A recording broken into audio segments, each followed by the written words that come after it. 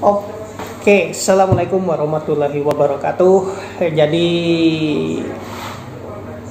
untuk mempersingkat proses pembimbingan tugas akhir jurusan AB tentang kita membangun aplikasi, sekarang ada kurang lebih 15 mahasiswa yang akan membuat sebuah program berbasis Microsoft Excel. Pada dasarnya langkah pertama yang harus kalian pahami, jadi saya sambil buat vlog aja karena pertemuan kelas kita tidak mungkin. Nanti supaya ini lebih mudah, dasarnya saya sampaikan secara online. Yang harus kalian pahami adalah bagaimana membuat yang namanya proses bisnis. Nah, proses bisnis itu kejadian-kejadian yang ada di TA kalian, studi kasus atau objek yang kalian ambil yang bersifat transaksional.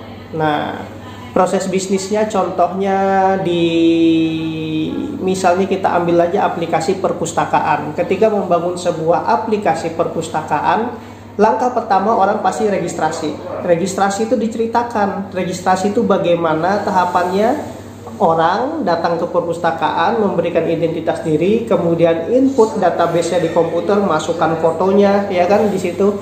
Kemudian ada bayar registrasinya, kurang lebih berapa itu nanti tarifnya kan.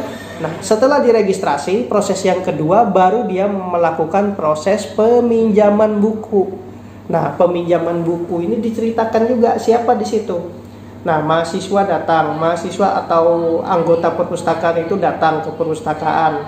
Masuk dulu dia login, absensi di bawah pakai scan kartu anggota yang ada barcode tag.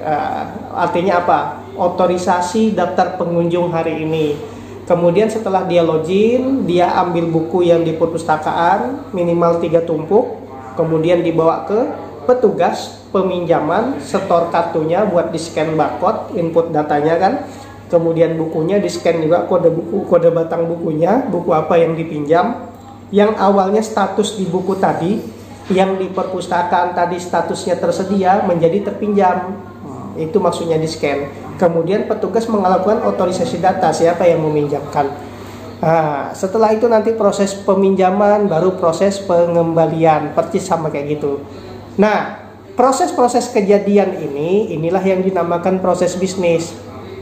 Yang kedua, contoh misalnya barbershop, tukang cukur rambut. Proses yang pertama, apakah barbershop itu memiliki pelanggan tetap? Andai kata Pak barbershop itu memiliki customer atau pelanggan tetap, akhirnya kita bikinkan namanya member, ya kan, registrasi member. Kemudian ada dua, registrasi member sama transaksi potong rambut. Proses potong rambut ini gimana, ya kan? Input data, siapa yang memotong, rambut yang mana yang dipotong, atau orang siapa yang dipotong. Nah, itu diuraikan, dimasuk ke dalam sistem. Kemudian ada juga sih penyewaan, pelaminan, penyewaan, apalagi tenda-tenda pernikahan, itu juga ada semuanya. Diceritakan tuh prosesnya seperti apa menyewa. Nah, setelah kita pahami proses seperti itu, baru kita terjemahkan ke dalam standar baku penulisan program, atau istilahnya ada yang namanya teknik-teknik sistem. Logika ceritanya begini. Aku mau bangun rumah, kurang lebih bangunan itu 5 tingkat. Ya kan? Di tingkat 4 ada kolam renangnya, di paling atas ada tamannya. Nah, bagaimana bangunan itu supaya tidak runtuh? Otomatis aku mengupah seorang arsitek untuk mendesain bangunan tadi. Aku tunjukkan kondisi tanahku yang kurang lebih 1 hektar tadi. Aku tunjukkan ke arsitek, nih nah kondisinya tanah rawa. Di situ berpikir seorang arsitek, oh kondisinya begini, yang harus disiapkan ini, ya kan? Tingkat ditumbuknya seperti ini. Kemudian si arsitek nanti merancang pakai software yang namanya AutoCAD, rancangan bangunan. Sebelum nanti si tukang itu berdasarkan patokan rancangan itu membangun sebuah bangunan. Nah, begitu pula nanti contohnya kalau kita mendesain aplikasi bisnis, kita juga wajib merancang. Nah, rancangannya berbagai macam sih, ada macam-macam sih teknik-teknik sistem itu.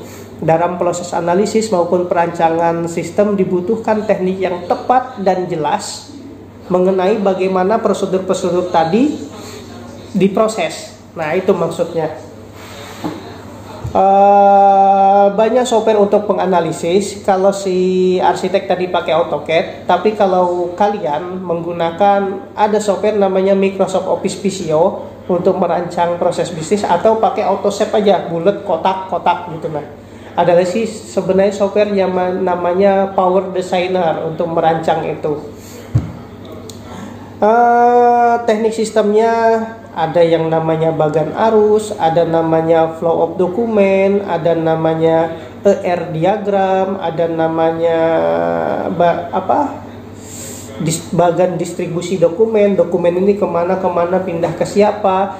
Tapi khusus untuk kita, untuk tidak memperpanjang cerita, khusus kita dalam mengerjakan TA, kita nanti lebih terfokus bagaimana mendesain data flow diagram atau DFD. Apa itu DFD? Kalian setelah vlog ini saya sampaikan lagi pakai komputer menjelaskan supaya kalian memahamin. Setelah kalian desain DFD, baru kita desain namanya Entity Relationship Diagram, ERD. Dari situ kita tahu tuh nanti, oh bikin sheet ini, dan sheet ini. Oh bikin form ini, dan form ini. Berdasarkan apa yang kita baca tadi.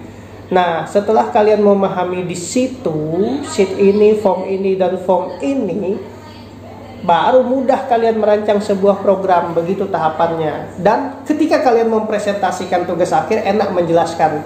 Jadi kalian tetap simak vlog ini. Kalian khusus mahasiswa yang 15 orang ini yang sedang membangun aplikasi komputer bisnis ini dalam rangka menyelesaikan tugas akhir. Aku harap kalian dengar vlog saya ini supaya apa? Supaya baik jalannya.